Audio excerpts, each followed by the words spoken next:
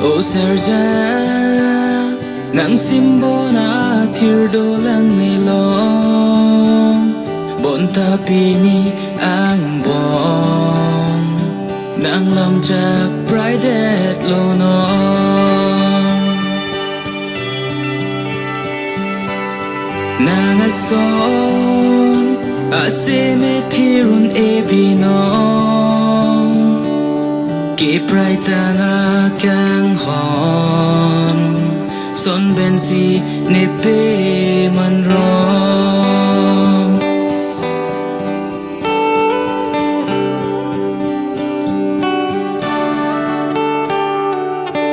hai pen long teron ason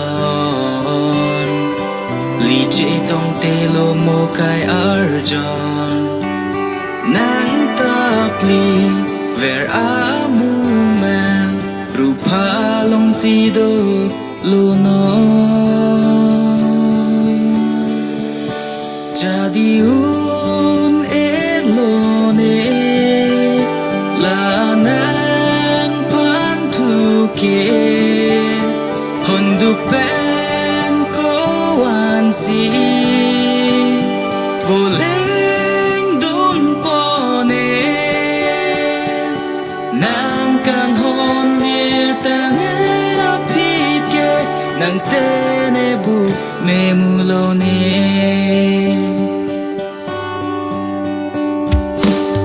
o serja tengne bomlo nang uma do mereng me bomlo ne jadi reng me bomlo ne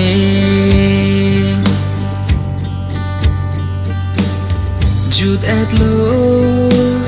itum kang hon alamo tengne etlo ne nang pan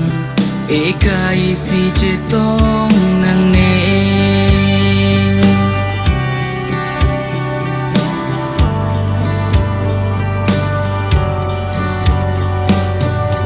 rupa long dun era pitke li chetong nang ne kai arjan